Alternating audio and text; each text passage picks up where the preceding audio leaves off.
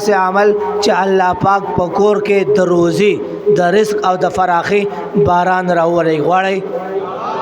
په زور وای غواړي نور په زور وای غواړي او داسې عمل او داسې کلمه چې هغه ته نن په عمل کې راولې د اختر د مبارک ورځ نه او ته نن عزم وکې چې زه به همیشه په دې جملو او په دې کلماتو عمل کوم یعنی دا به وایم او د دې ورد به کوم سوچ به ورته کوم الله پاک د هغې په برکت باندې ستا ټول واړه او غټ ګناهونه ټول الله پاک معاف کړي غواړي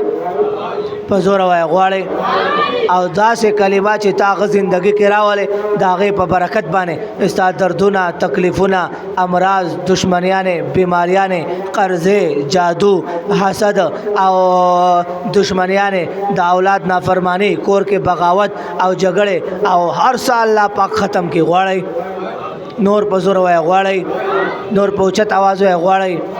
نو زمونږ د تورلندۍ میرې خلکو دا ښکلې تحفه د اختر پر ورځ ځان سره وړئ چې نن نه دا عزم وکئ چې انشاءالله تعالی مونږ به روزانه په ورځې کې 313 ځله استغفار وایو اول به استغفر الله ربي من كل ذنب واتوب الیه که دا ټول درته یاد وي ډېره ښه ده که دا ټول درته یاد نه بس صرف 313 ځله ورځې کې وایه استغفر الله استغفر الله استغفر الله ورځې کې 313 ځله پوره کول د ستا کار دی یو محفل کې دی وې ډېره ښه ده که یو محفل کې نشي ویلی هر مانځه پسې تقسیم کا چې څونه تعداد جوړېږي هر مانځه پسې وایه که هغه نشي ویلی سحر یې وایه ماښام یې وایه مازدیګر یې وایه که دام نشي کولی څه ټایم تا ته موقع میلاویږي 24 غنټو کې دننه 313 ځله استغفار پوره کوه استغفر الله پوره کوه الله پاک به درته بند لارې کولاو کړي دیوالونه به درته راوغورځېږي لارې به درته کولاو شي کمې دروازې چې درته بندې دي هغه به درته کولاو شي اوس ډېر خلک وایي زما نصیب بند دی زما چې کم کار ته لاس اچوم هغه کار راته خراب شي چې چا سره معامله کوم هغه معامله راته خرابه شي چې چا سره خبره کوم هغه خبره راته خرابېږي کور ته راځم جګړه تیار یې خپلو رشتهدارانو کې وران یو او دا ټولې خبرې دي نو دې ټولو خبرو ختمولو لپاره دغه یو علاج دی کوئ به عمل انشاءالله تعالی دویمه خبره داره چې نن قرباني ده او چې تاسو ځئ او بسم الله الله اکبر وایئ دا غوښه تاسو دا وینه تاسو تویوئ نه الله پاک ته دا وینه پکار ده نه الله پاک ته دا غوښه پکار ده الله وایي دا غوښه هم دستا شوه دا اډوکې هم دستا شول د دې ماغزه هم دستا شول د دې کلیجه هم دستا شوه د دې خپې هم دستا شوې ما ته ستا وینه هم نه ده پکار ما ته ستا غوښه هم نه ده پکار ما ته ستا مال هم نه دی پکار او ما ته ستا اډوکې هم نه دی پکار او ما ته دا غوښه نه ده پکار ما ته ستا پاک زړه پکار دی پاک زړه پاک زړه پاک زړه موږ به نن عزم وکړو چې هلته ځو او د دې څاروي په مرۍ باندې چاړه کېدو نو موږ به اول دا عزم وکړو چې زموږ زړه کې چا سره بغض دی حسد دی ورانی ده او کبر دی ګناهونه دي معصیت دی رور د رور سره وران دی خاندانونه او تربوري ده دا هر څه به موږ شاته غورځو او د الله حکم به مخکې کوو به انشاءالله تعالی په زوره وایه کوو به انشاءالله تعالی څلور امتحانونه په حضرت ابراهیم علیه السلام باندې الله پاک راوستي اول امتحان سخت امتحان داو چې د خپل پلار سره په کور کې دننه مقابله راغه او دی ویني چې زما پلار آزر یو لوی عهده لري یو لوی مقام لري ډېر عقلمند دی او ډېر هوښیار دی ډېر دانا دی او ډېر پوه دی ډېر سمجھدار دی لیکن د سمجھ نه باوجود د دانایی نه باوجود د هوښیارتیا او دنیاوي منصب او عهدې نه باوجود هم د هغه په دماغ باندې شرک غالب دی خپله بهر ځي خاوره راوچتوي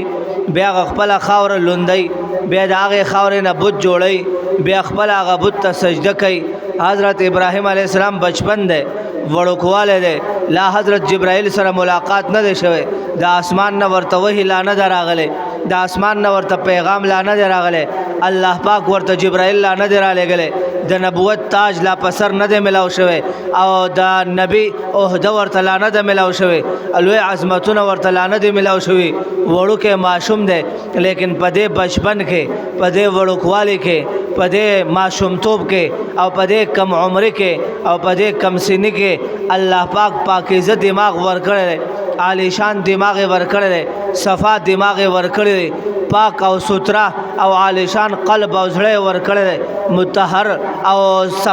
صفا او طاهر زړه ورکړی سینه پاک ورکړی دا په دې وړو کې عمر کې چې زه لوبې کوم تم لوبې کې په دې وړو کې عمر کې چې ما او تا منډو پسې ګرځو په دې وړو کې عمر کې حضرت ابراهیم علیه السلام خپل پلار ته وایي پلاره ډېر ناشنا سړی ډېر عجیبه کار کې زه ستا دا کار وینم ستا دا کاروبار وینم ستا دا منډې تړلې وینم ستا دا راتلل وینم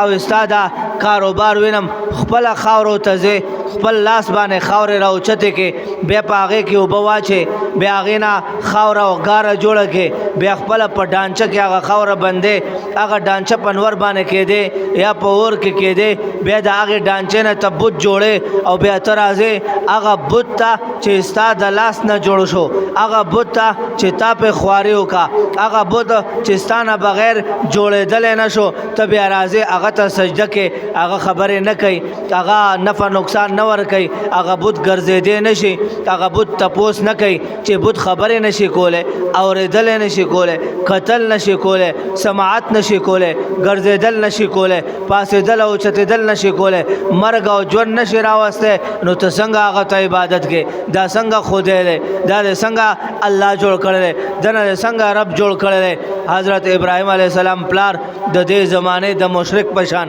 د دې زمانې د الحادي پشان د دې زمانې د کافر پشان دلیل مقابله په دلیل سره نشي کولی د دلیل مقابله په جواب سره نشي کولی د دلیل مقابله په انداز او په پوهې سره نشي کولی د دلیل مقابله په خبرې سره نشي کولی او لا جواب شو جواب ورسره نشته تن بدن کې اور لګېدلو او ابراهیمه که زما زوی زما بچی زما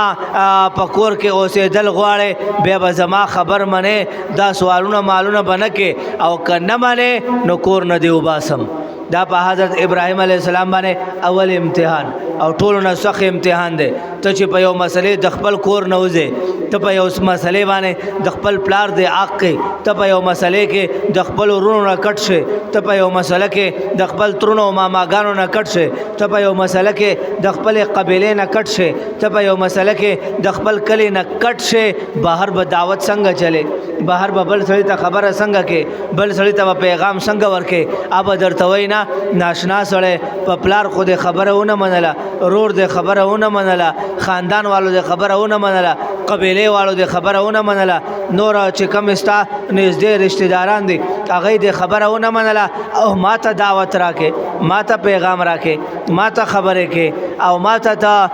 دعوت راکې نو دا لوی ازمایش و چې حضرت ابراهیم علیه السلام باندې اول ازمایش دا راغو چې پلار ورته خبره ومنه که خبر نه منې سنګسار کوم دی په کاڼو دی وهم او د خپل کور نه دی بار کوم او حضرت ابراهیم علیه السلام په دې وړو کې عمر کې د اول امتحان ته ټینګ شو او په دې اول امتحان کې الله پاک کامیاب کو د کور نه بهر راووتو هجرت وکړو دا یو امتحان شو بل ازمایش پې راغو بل لوی ازمایش چې د وخت فرعون سره او د وخت لوی بادشاه او د وخت لوی حکومت او د وخت لوی سرکاري مشندري سره مقابله شوه تنه تنها دی یوازې دی بل خوا نمرود دی داغه فوجیان دي داغه حکومت دی داغه پولیس دی داغه فوج دی او داغه ټوله مشندري ده داغه سرکاري طاقت دی داغه دبدبه ده او داغه روب دی او داغه لوی خدای دعوی کړی ده او علماء کرام لیکي ډېر ظالم انسانو ډېر جابر انسانو د ظلم او د جبر اندازه خو دې نه والی چې دونه ظالم او چې د خدای دعوی کړی وه او علما لیکي څلور بادشاهان په دې دنیا کې داسې تیر شوي دي چې په دې ټوله دنیا حکومت کړی دی هغې کې یو ذوالقرنینو یو پکې سکندرو یو بخت نصرو او یو دغه نمرودو چې په ټول عالم کې حکومت کړی دی او د ده په بادشاهي کې به نور راختو او د ده په بادشاهي کې به نور ډوبېدو یعنې دونه لویه حکومت یو دونه لویه ځمکه یې وه دونه لویې علاقې باندې د ده حکمراني